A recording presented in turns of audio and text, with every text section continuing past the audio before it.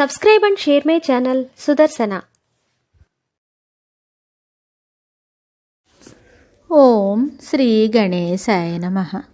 శ్రీ గురుభ్యో నమః. శ్రీ శ్రీ శ్రీ కంచికామకోటి పీఠాధిపతి చంద్రశేఖరేంద్ర సరస్వతి మహాస్వామి వారి గురించి నీలంరాజు వెంకటశేషయ్య గారికి మరికొందరు భక్తులకు కలిగిన అనుభవాలను అనుభూతులను తెలుసుకుందాం.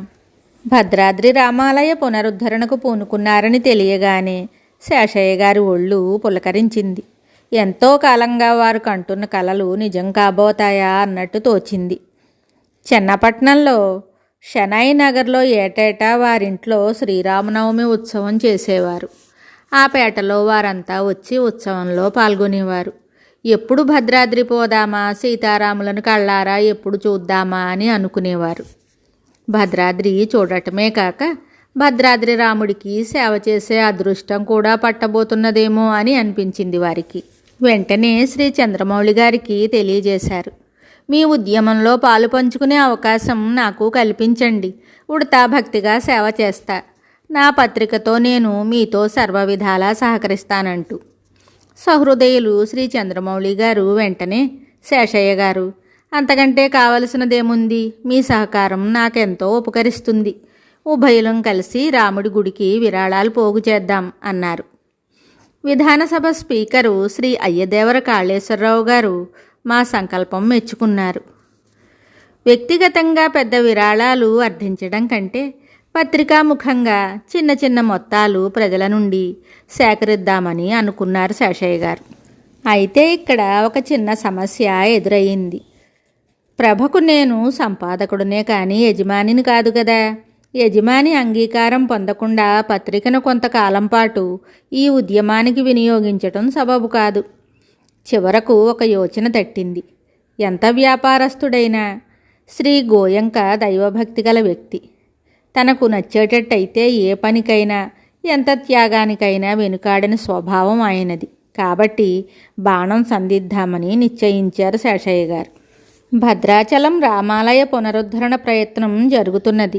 ఆంధ్రప్రభ ద్వారా నిధి సేకరణకు నేను ఉద్యమిస్తున్నాను. దయచేసి మీ విరాళం ప్రకటించండి అని అప్పుడు ఢిల్లీలో ఉన్న శ్రీ గోయంకాకు టెలిప్రింటర్ ద్వారా కబురు పంపారు శేషయ్య గారు.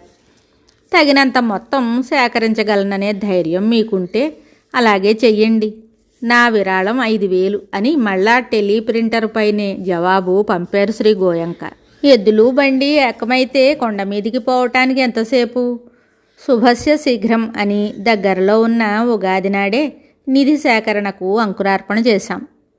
అన్ని చోట్లకు వెళ్ళి అందరినీ చూసే అవకాశం లేనందున ఫోను మీదనే కొన్ని విరాళాలు పోగు చేశారు శేషయ్య గారు. మొదట్లో 4-5 రోజులు కాస్త ప్రయత్నం కావలసి వచ్చింది.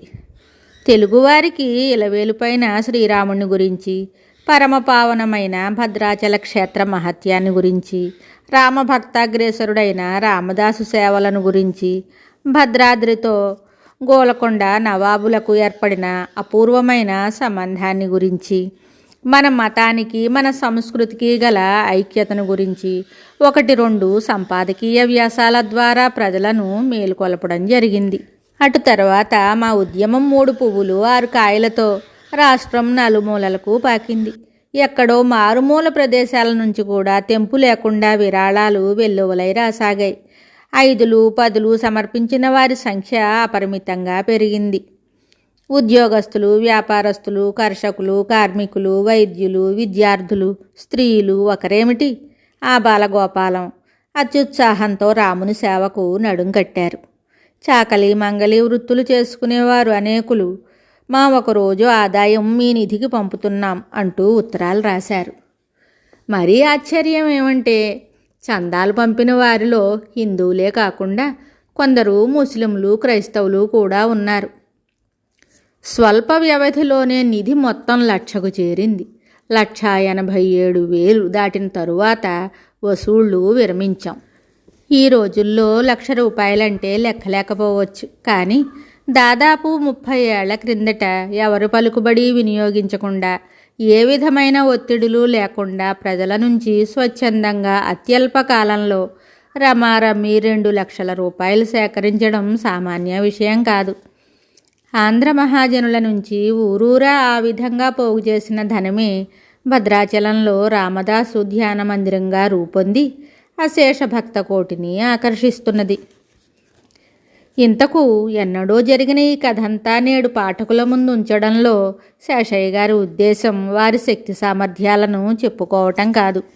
విజయవాడ ప్రయాణానికి అంతా సిద్ధం చేసుకుని స్వామి దర్శనం కోసం వానావరం గ్రామానికి వెళ్ళిన శేషయ్య గారిని రామేశ్వరంలోని శంకర మండప నిర్మాణానికి విరాళాలు వసూలు చేసుకురమ్మంటూ అప్పటికప్పుడు కారులో మద్రాసుకు ఎందుకు పంపించారో స్వామి ఉద్దేశం అప్పుడు వారు ఊహించలేకపోయారు. స్వామి అడిగితేనే చాలు శంకర మండపానికి వేలు లక్షలు కుమ్మరించే దాతలు భక్తులు ఎందరు లేరు. ఎంతో కొంత వసూలు చేసుకురా అని శేషయ్య గారినే ఎందుకు పంపవలసి వచ్చింది?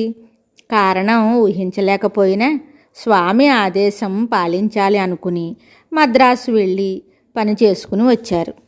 అయితే భద్రాద్రి ఆలయ నిధికి అంత స్వల్ప వ్యవధిలో అంత డబ్బు అనాయాసంగా వసూలైన తరువాత ఈ నిధి సేకరణ ప్రయత్నం జయప్రదం కావటానికి ఆనాడు స్వామి శేషయ్య గారిని మద్రాసు పంపించడానికి గల కార్యకారణ సంబంధం బోధపడింది కాదు. లోకోత్తరులైన మహాత్ముల మనస్సు తెలుసుకొనటం ఎవరితరం? మరిన్ని విశేషాలతో మళ్ళీ కలుద్దాం. జయ జయ శంకర హర హర శంకర. శుభం. Subscribe and share my channel Sudarsana.